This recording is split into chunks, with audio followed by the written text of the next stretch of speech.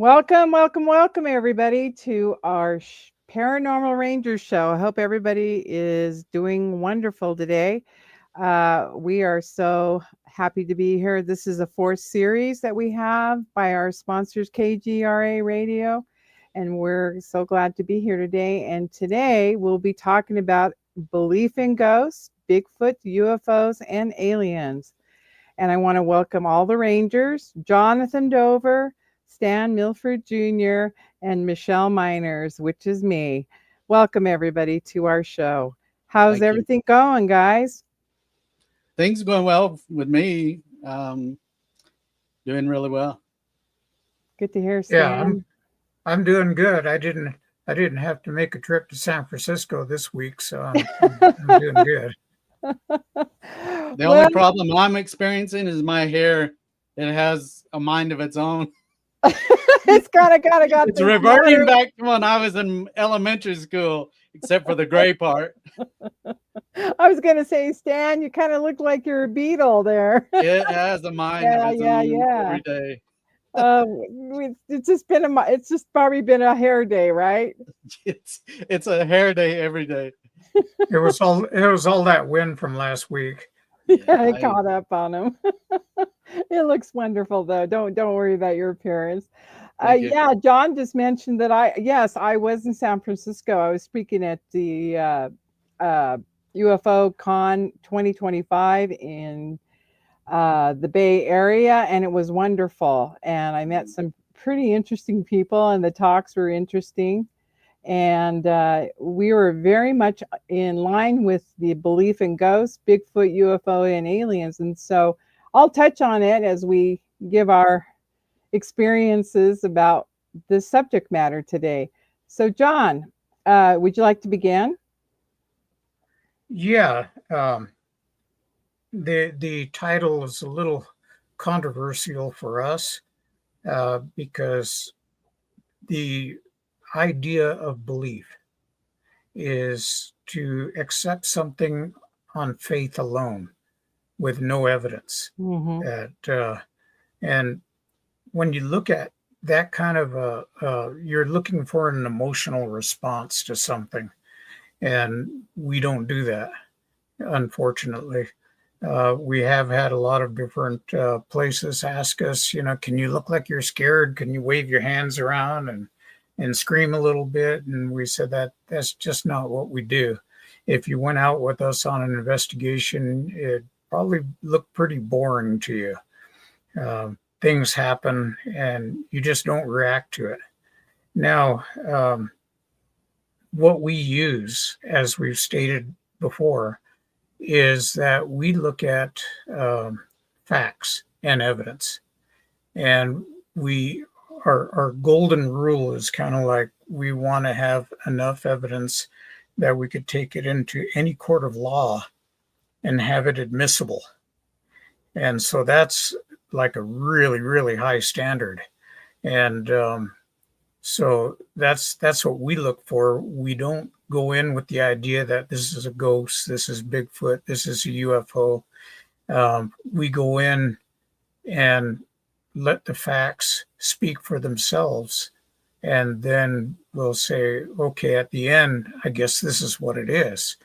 But we try not to react to it at all. Give you an idea, I was working at a medical manufacturing plant after I retired from the Rangers. I was in the building by myself. And they have long, long hallways, and they have manufacturing rooms. And my job was maintenance and calibration. So I'm there at night doing the maintenance procedures and keeping machines running. And as I was walking down one of these halls from the shop, there's two doors, and these are all electronic doors. You have to have a badge to get through and permissions to get through the certain doors. And as I came out, I closed the door and it locked. I walked halfway down this long hallway. It's about 25 yards long. And I heard clatter, clatter, clatter in back of me. Now it's getting time to go. So it's about 1:30 in the morning. And I turned around and looked, and there in the middle of the floor were two safety glasses, two pairs. Now, safety glasses are in these plastic bins up on the wall. They're like little clear plastic cubby holes made out of polycarbonate. And so I reached down and I took these glasses and I put them back in the cubby hole. Now, the interesting thing is that they had a rubber coating on the safety glasses. And when you pushed them in, they did not slide. You literally pick them up and push them in. So I thought, oh, that's weird. And then I thought, I wonder if the door closing caused the wall to vibrate, and that's what knocked them out. So as an experiment, I had the glasses back in. I opened the door wide and I let it close by itself. Nothing. The door closed and there was no vibration on the wall at all. So I said, interesting. And I went on my way because it's time to get off work. I'm going to clock out. And as I'm heading down the hall again and I get near the end of it, I hear clatter, clatter, clatter. And I turn around and look, and these two safety glasses are laying in the middle of the floor again in the hallway. And I just turned around and I kept going, and I called over my shoulder and I said, I'm not playing this game. And I walked out, and the guys in the morning told me that, yeah, the glasses were still in the hallway floor. I've had things like that happen to me. I've had little wisp-burns that were leaning up in the corner of a wall just suddenly jump forward and fall. And there's no way that could have done that. So just odd things that happen every now and then. And the building was said to be haunted, but I wasn't interested in having anything to look at like that, to be fearful. Me and Stan have found out over a lot of years that if you react to something, that if you show any fear, it can manifest even more. And so I wanted to get home. It was one of those doggone days. Oh, they all were. We worked 10-hour shifts. Yeah, most normal people would go home and eat their supper and go to bed, but this particular night was something interesting. Hey, Stan, have you ever found your reaction to your belief in ghosts or Bigfoot or UFOs and aliens, has it become a belief system for you moving along as you've been a ranger or experienced things personally? Well, for me, it's always been there. I've had that understanding. I've had a strong spirituality since I was a child, and growing up in Northeast Oklahoma and visiting the Navajo Reservation from time to time, you were exposed to things that would be classified as phenomenon that would occur, occasionally, and you would recognize it, but you wouldn't make a big deal about it. I mean, for me, I've always known that these things were there.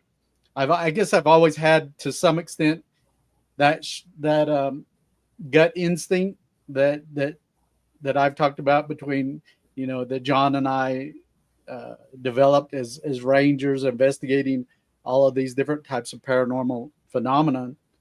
But for me, I've always had that. And again, the title of this show goes back to when John and I really began getting out in the public and doing the presentation, speaking engagements, podcasts, and interviews. That would always come up. People would jump to that almost immediately. Well, do you guys believe in UFOs? Do you believe in ghosts and Bigfoot on all these things? And Michelle, as well, coming from an investigator's background, it's all about the evidence. It's all about Mhm. collecting and documenting the evidence and doing interviews and uh, over the years, John and I, with all of our investigations, you're out there working on these cases and documenting and photographing and recording and writing reports and writing reports and writing reports. If you get into law enforcement, you better love to write, because that's what you're going to end up doing probably 90% of the time. You know what And I you know, but Stan, you guys, you're talking about documentation, Stan, and what I found really relevant that, when I was presenting this weekend at this conference, I forgotten how much content that I had. And I couldn't, we were only given a 50-minute timeline, and I could have gone on for probably a couple of hours. And I didn't realize how much content and factual evidence that I had. And I was really impressed with the speakers, because a lot of them had done 9 years of data tracking, and these, brought forth reality to everybody. And but the evidence I had were in photographs, and I showed everything we're talking about today: the ghosts, the Bigfoot, the UFOs, UAPs, which is the new classification, and also aliens. And people were astounded. And I had a few people come up and say, not as a brag point, but I felt like your talk was the best, because you basically gave us the evidence, and you're still working on it, and you're getting it analyzed, and I'm still getting my photos analyzed. And so I presented that. But here's the thing that I found with myself is, wow, I must believe in this, because I'm showing it and I'm teaching this to others, and it's answering a lot of questions. I had a lot of people come up. I'm afraid to talk about this. I'm afraid to tell anybody what the experiences I have. And that's, I think, the intent of all three of us, is that we want the evidence and the knowledge to go to people so that they feel safe enough to share their stories. And a lot of people did, and things they saw. And what was really kind of cool, there was a guy there that about 51 years old. He was our first speaker. And it turns out he remembers me when I was 25 and he was 12. And it was an abduction case that he presented. And he goes, yeah, you were the manager of where I lived at the apartment complex. My husband's grandfather owned the apartment complex, and I was managing it at the age of 25. wow. And he says, Michelle, where we were living was a hot spot for abductions and UFO sightings and so on and so forth. It was a fun moment to reconnect to that. And at 25, I was not even thinking about any of this. And yet he, as a child, had an abduction situation, and he shared it. And he says, you were in the hot spot of this part of the Bay Area. And I thought that was really interesting. Cool. Yeah. Well, you know what? John had mentioned the experience he had in the workplace working for Gore.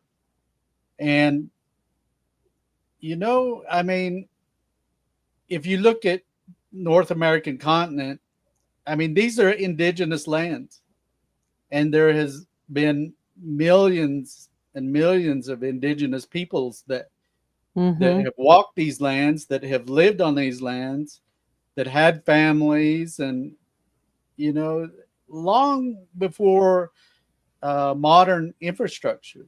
And you look at John's workplace, and those are the most modern high-tech facilities that could be built, clean rooms and things like that. And yet you're still getting paranormal phenomenon occurring within that kind of facility. The thing is, those lands that are beneath that soil, people lived there once. John, having come from his specialty of being archaeology, law enforcement investigation. And we've been in these ruin sites. We've been in the kivas and things like that. In different places like Chaco, and people live there. I mean, people that we each, it's understood in most cultures that we have a soul or life force in us while we're living. And when we transcend from this physical body, that spirit goes somewhere else. That energy goes somewhere else. It doesn't just evaporate or disappear and no longer exist. John and I have seen the evidence repeatedly that these spirits continue on. And from time to time, some of us are privileged or blessed to be able to actually witness these kind of phenomena, whether it's UFOs or hauntings, or the situation with where I have coins at a port. That happens in front of me. I mean, right in front of me. And even to this, last week, experiencing that phenomena. And it's very interesting. But I don't think, all people aren't privileged to experience these things. Whether they're so closed-minded that based on maybe their religious beliefs or whatever, that those things don't exist, or that's evil or whatever, but the three of us experience it, even, continuously. Every now and then, these things will make themselves known, and we just accept it. It is what it is. Well, there's another element to this. I'm going to let John comment on something. So it was interesting to be out in the world where you're interacting with people. Like you said, there are people who want these experiences but don't have them. And yet the audience members where I was speaking at had never had an experiential experiences. And some of them were coming up. This is the reason why we come to these conferences, is to find out why people are having this and why I can't have this, And what was so amazing about some of these experiences is one lady came up to me. She goes, "Hi, I want to introduce myself.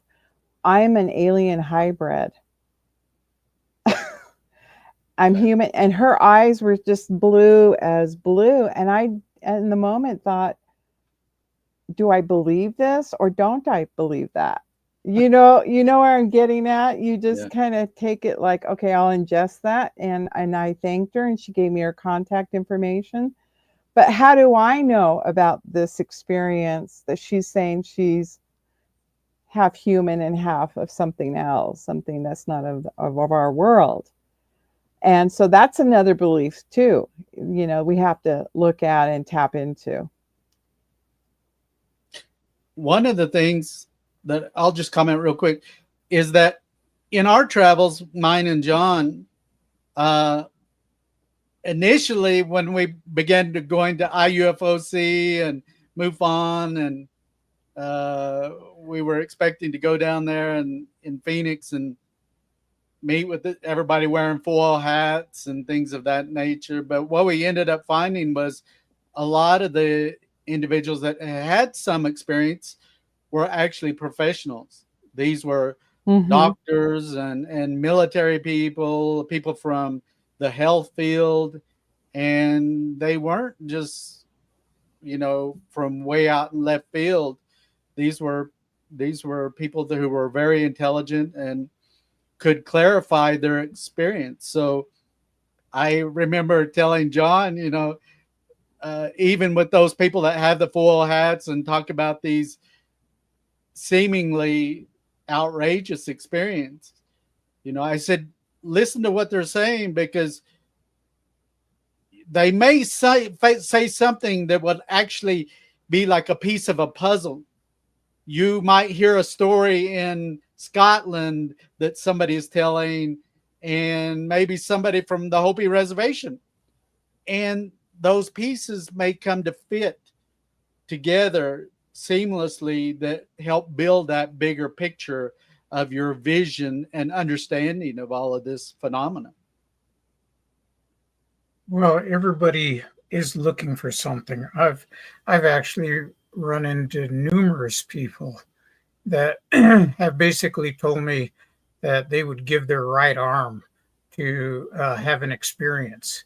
Mm-hmm. And I'm over here going, well, I've had a whole career full of experiences, Right. I'll sell and you now some experiences. Yeah, and exactly. now I have a dash cam, so I don't see UFOs anymore, and that's okay.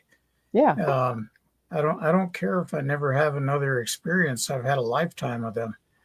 Um, you know, the thing about that is that um, like Stan said, we did meet professionals. We met physicists Right. that were interested in this field, and PhDs, medical doctors, just all kinds of different people, Absolutely. and we've it's kind of cool because we were able to rub shoulders with a lot of them.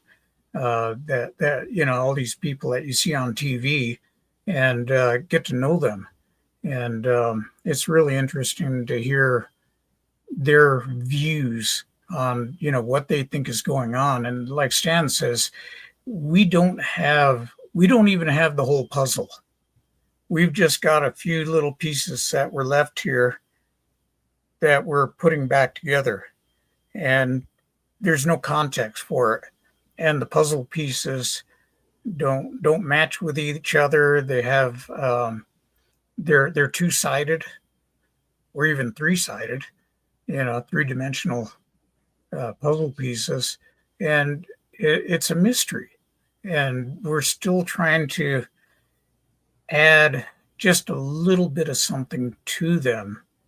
Like I said, I don't think we're going to get a response out of the U.S. government that these things are real, and here's their agenda, and this is where they live, and they gave us a book called How to Serve Man, and they're taking people off in the spaceship now. You know, Mm-hmm. they're not going to do that. We're not going to be part of a Twilight Zone episode. Um, it's just this idea that there's something else going on, and you look at this idea that there were visitations in the past, all through history, and the sky gods came, or the sky people, and they tried to teach us how to live.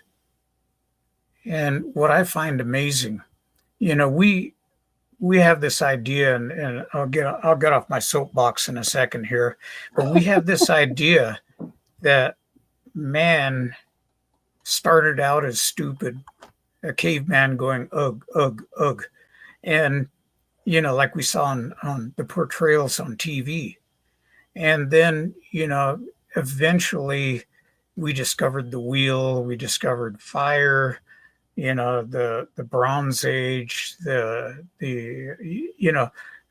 Iron Age, all these different ages up to modern day. That wow, we're so sophisticated.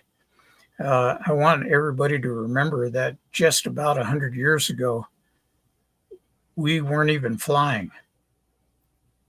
Not until the Wright brothers came along, and then later on, World War One, when we started having, putting machine guns on airplanes, and we're able to take our violence into the skies. So the point I'm making is that when you look at old people, and you think, believe it or not, the government still lists us. We're still listed in the Constitution of the United States as savages. We're labeled as savages. Indigenous people or Native Americans. And yet they took the government system that the 5 civilized tribes used and used it to create our present political system. So there's a lot of information that's there that's relevant. And I really think that as a people, as humans, we've destroyed ourselves over and over and over again. I agree. And and we just don't learn from it. We go on, we start all over again, back through another Bronze Age, through another Iron Age, and then we try again, and we our whole society is based on money. We're not interested in making cures. We're going to sell you the drugs so you can hide the symptoms. Um, Chinese have been, had medicine for 10,000 years. And we look at them and say, well, we got surgery, but a lot of their natural remedies are actually really well thought out, and their whole system of medicine leaves, is there. So there's a lot of information, and I go back to the times when I spoke to elders on Navajo, and they had Navajo names for the constellations, many of them that you couldn't even see. And we're not talking about new names. We're talking about old names from way back in the day where they knew about these things. And so we knew about this stuff. Some of the information is still there. So I really think that we're just starting over again and again and again until we get it right. And maybe these alien races are here to kind of help us along every now and then. And maybe some of us are so dumb that they take us and dig into us and say, what went wrong with these guys? We need to dissect them and find out how they got so messed up. I don't know. We have a cultural, I guess, prejudice towards how people see us as Native Americans, our beliefs, our traditions, and yet people come to us as nations and wanting to, because they feel like we have this wisdom and in our traditions and such. Just to shift a little bit, I would like to talk a little bit about some of the experience that we've had with these entities, ghosts, Bigfoot, UFOs, and aliens. And I want to share, because I just got out of the conference mode, and but I want to share a story. I was with one of the former, I shouldn't say former, but he's with Blind Frog Ranch, and he and I were sitting at their outpost in Vernal, Utah. They had a little storefront, and we were sitting there, and we presented a panel that night, and I was invited, and we were talking to some women late into the night. I would say about 2:00 in the morning, and we were just talking about our stories and experiences and stuff. And through my eye, I kept seeing these, I thought it was teenagers running across the big, huge window. It was a glass window. And I thought, and finally I said, come on in. And Charlie Horse, we call him Charlie Horse, says, Michelle, that's a little girl, and she's a ghost. She's been poking her head in and out. And I said, you see it? And I said, it looked like a bunch of teenagers messing around. No, she keeps running back and forth. And it looks like she's, playing duck and everything. So we're sitting there going, and the women turned around in shock, like, what ghost? And I go, well, watch, she's going to poke her head in now. And she did, sure enough. And everybody was like, wow. So later on, I find out about that story is this, a young kid, I guess back in the 1800s, there was a hotel had fallen from the balcony and broke her neck. And people have seen her from time to time. Well, the following night, we wanted to come back and see what activity. And the following night, we had 10 tall inch, very lerpy, tall whites walking, We thought maybe they were Bigfoot, but they were walking. So we were like, well, I guess we're like in a vortex or something, because we're seeing these entities walking forward. And it was fun. It wasn't a fearful thing. It was kind of a humorous thing. We were like, come on in, come visit with us, you know. And some of these women were from Canada, and they were talking to these entities, and they were just walking by, like really not paying attention to us, but we kept saying, come on in, come on in. So those kind of events sometimes happen, you know, in groups. I think a lot of this, where some people experience paranormal phenomenon and others don't, Mm-hmm. I think in some way there's a correlation to this idea of intent. Mm-hmm. You know, John and I have found that, you know, in the past, people have asked us about smudging and saging and using cedar, and we responded to them that you can't just go through the motions of these things without having the correct intent behind it, because if you do, it won't produce the results that you're expecting or needing or wanting. And so I think there is a correlation and there's a tie with having these experiences and an individual's intent in this, because like we said earlier, there are those people that they go through their whole life looking for this kind of thing. Right. You know, Right. they'll go to haunted places that are known to be haunted, and they won't experience anything. And for the three of us, we don't even have to be looking for this stuff. We don't have to be traveling Mm-mm. for this stuff. It can happen out of the blue for whatever reason.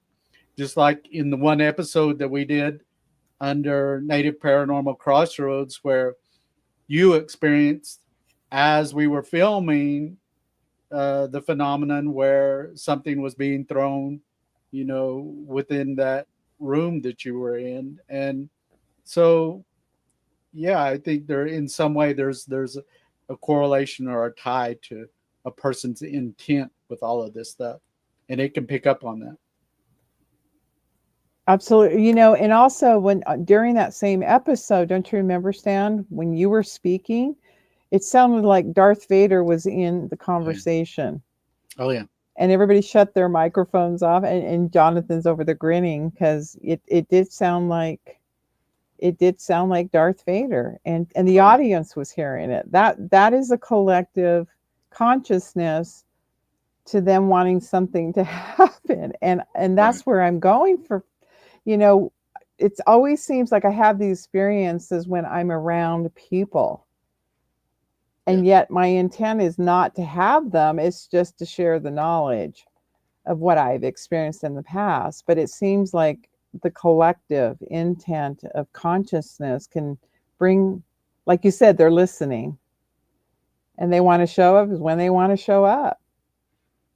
You know, I've heard about people communicating with objects in the sky. You know, they appear at the height of, you know, that you have airline travel, and people are capable through some form of, I hate to use the word telekinesis, but there's some type of communication that's going on between an individual on the ground and an object in the sky. And for John and I, our understanding of inner dimensions, other dimensions, that what we perceive as great distances in within the context of dimensions, that distance isn't there.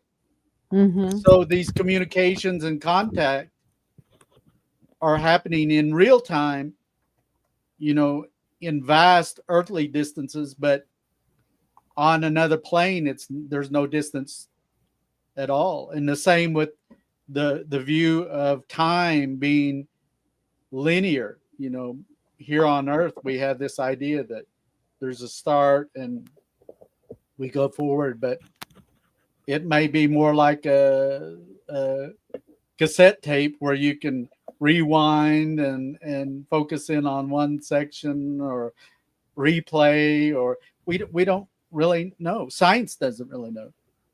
We know that science really leaves out that spiritual component during a lot of scientific method and investigation. And John and I, over the years, have called them out on it, that they're leaving a huge element. They go into an investigation, they automatically dismiss, things of a spiritual nature, and they're defeating themselves by doing so. Yeah, and one of the things that we do is that when we go into these investigations, a lot of it we don't accept right away at face value. We look at it very critically. We're going to find out, is there a terrestrial reason for whatever happened? Right. Is there something else going on here that we don't know? But, and there are a lot of cases that we found that were terrestrial in origin. They were not paranormal at all. There were temperature inversions that were taking place. There were other things that were happening, things, that were going bump in the night or making sound, and you found out, you've got air in your water lines, and it's just making noise. So there's a lot of different things that you have to look at. So, you want to eliminate all of those possible reasons for something.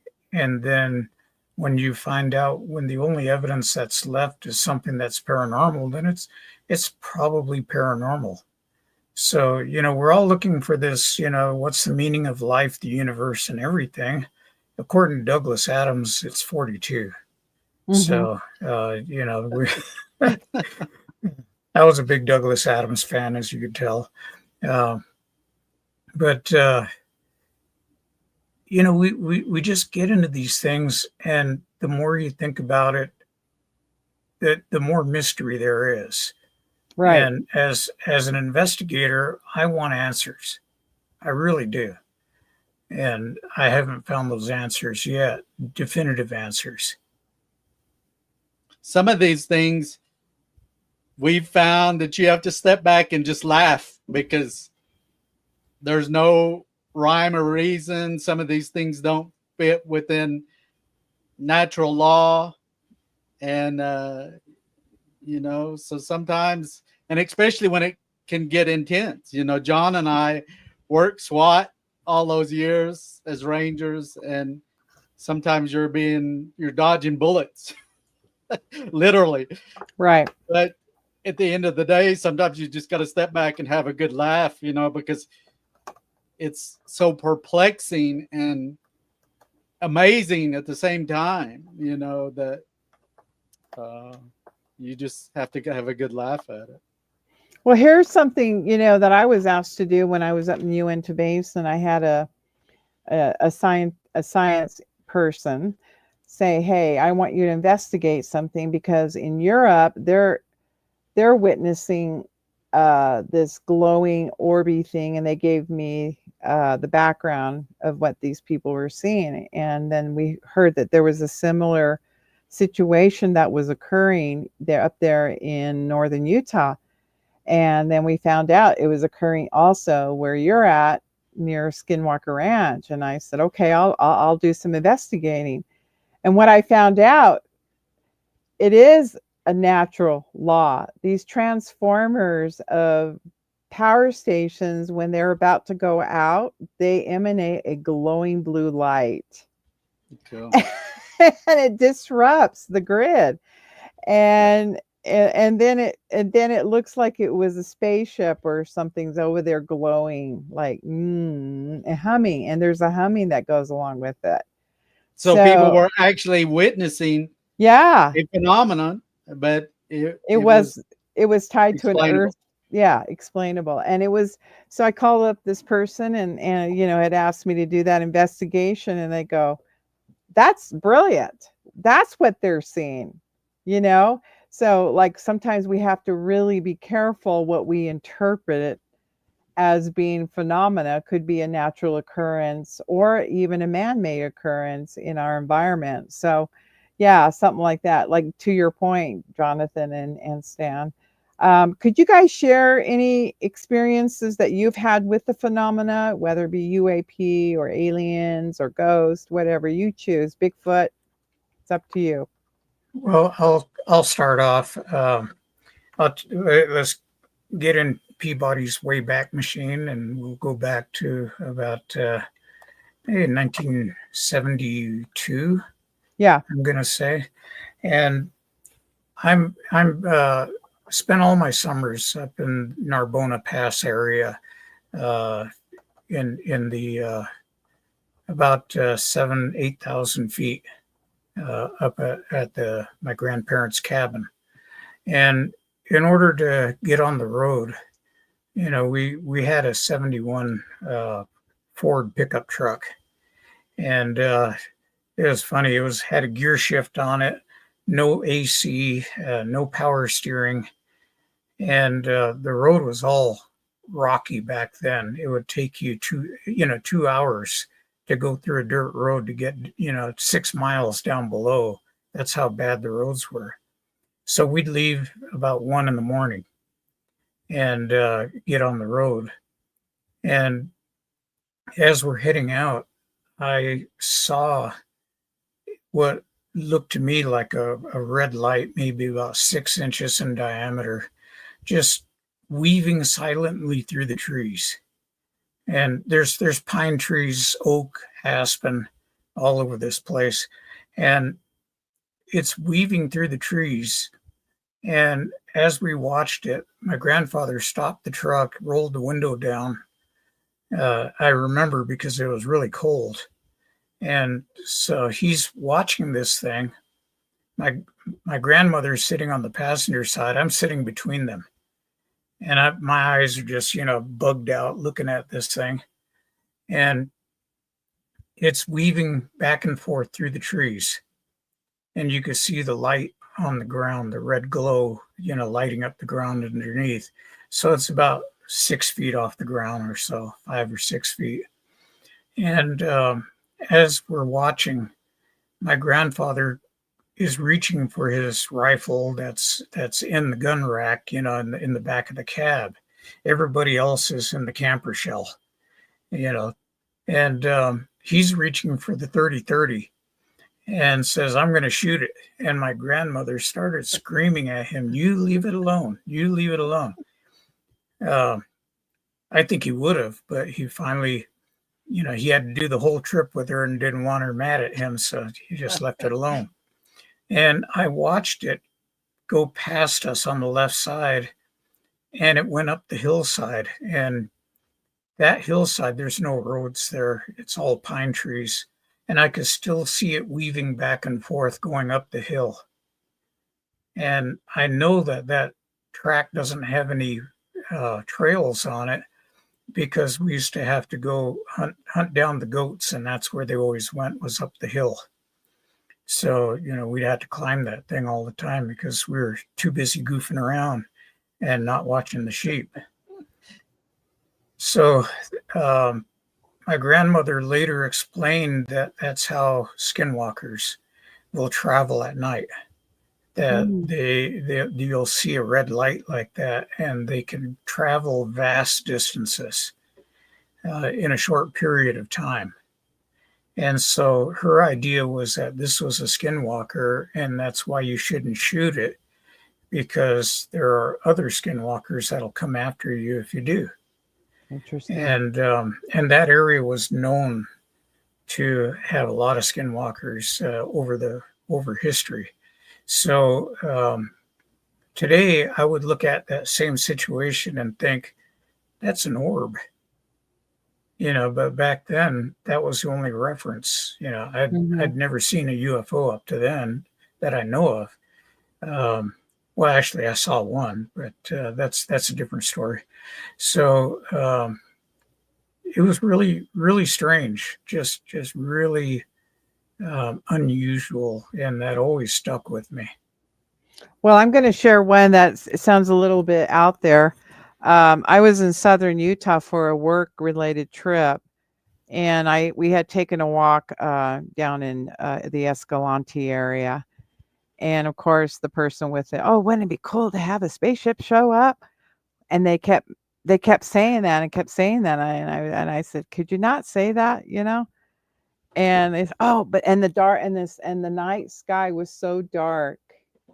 There were no stars. That's how dark it was. And they kept saying, oh, it would be so cool. And they were teasing. They were being humorous. Oh, wouldn't it be cool if a spaceship showed up? Well, guess what showed up? A spaceship showed up and shined its light down on us. And I ran. I did not hesitate. I just booked it. And I wasn't going to find out. But it was the feeling behind it that I felt. It wasn't good. I don't know what happened to my other two friends. They probably got abducted. You know what they say about situations like that? You only have to be faster than the slowest person. And that's not my nature. I'm a caretaker, I take care of people and I don't leave the man behind. But in this case, it was the weirdest light I've ever seen. And I'm like, nope, not waiting. Boy, she booked it out of there. But the rest of the night, It goes back to that old saying of be careful what you wish for. Yeah. Yeah, I learned something. That night. But that was a very significant experience for me. Yeah. Anything for you guys? Did you guys ever experience? John and I one time were assisting National Park Service and Navajo Police. A person had drowned on the San Juan River on the northern boundary of the reservation. And our department had watercraft and the chief had asked us to assist. So we went up to Lake Powell and put our department boat in the water and traversed Lake Powell and then started going up the San Juan River. And it was getting late in the day and we got so far and we had traveled quite a ways. And so collectively we decided, we ran into a debris field and really couldn't go any further without risking damage to the prop and transom. And so John says, well, let's just pull off and we'll camp out overnight. At that time, John and I, when we would go out on operations, we would have every little thing you needed for field operations and to stay, if we had to, for days. I mean, we had the food, we had cots and everything, sleeping bags. And so we pulled the boat off the water and set up camp. And we were laying there on our cots and there was movement that caught my eye. It had gotten dark. The stars were out. And I seen this object that was, like the height of airline travel. And it was zigzagging as it made its way from the west side toward facing the east. And so I hollered over at John and I said, what is that?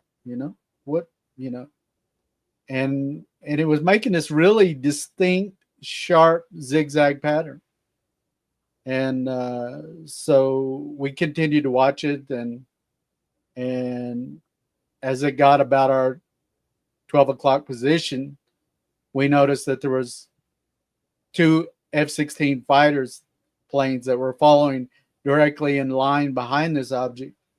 And John was able to identify the aircraft by their exhaust, which they had their afterburners on. And as it got about the 12 o'clock position, all of a sudden it accelerated to the east, to the edge of the horizon within like a second and a half. And it would probably, just estimating the distance that this thing covered in the time, had to be like up and over 10,000 miles an hour. It left these two F-16 fighters just really standing still. And so for me, that was really a eye-opening moment for myself. And maybe if John can describe his feeling when he witnessed that. These this orb, or it was just a little spot of light to us, kind of an orangish color, and the zigzagging that it was doing was very sharp. It wasn't like how a tadpole would swim. It was very jagged. And the thing that I thought about was that any human pilot that would have been in there would have been mush, because the speed that thing was moving, it wasn't. I mean, it was going fast enough that the jets with full afterburners was just able to keep up. So I just thought, wow, that's amazing. That's about all I could think about it. And then we just said, okay, yeah, that was neat. And we got another 40 miles to travel tomorrow over the water. Yeah.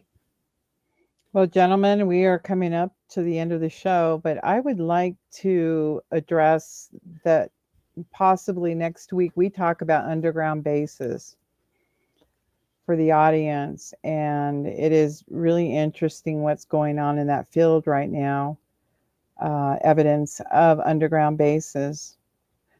And there are people out there doing tours, especially in the Sedona area. And there are people actually taking individuals out where you see the military aircraft also. Don't know if it's the ET aircraft or it's us. So, that remains to be seen. But that would be a great show next week. So come and tune in and Michelle, can I make one quick comment? Sure. Go ahead, Stan. So with John and I, we developed a friendship with an individual named Dusty Mark. And he's from Texas, and really close friendship we've developed over the years. But right now he's really going through a really serious health issue. So I would like to ask for those individuals that have a belief system where they pray to a higher power, if you could put this individual in your thoughts and prayers. If he's really needing some positive thought and to help get him through this. So I would sure appreciate it. Thank you, Stan. We'll keep him in our prayers and our belief systems of how we give positive energy to him and wish him the best in his health. It's appreciated. Yeah, well, we appreciate everybody being on today, and the Rangers will still be here, same place, same station, and see you next week. Thank you for joining us. Okay, we'll see you.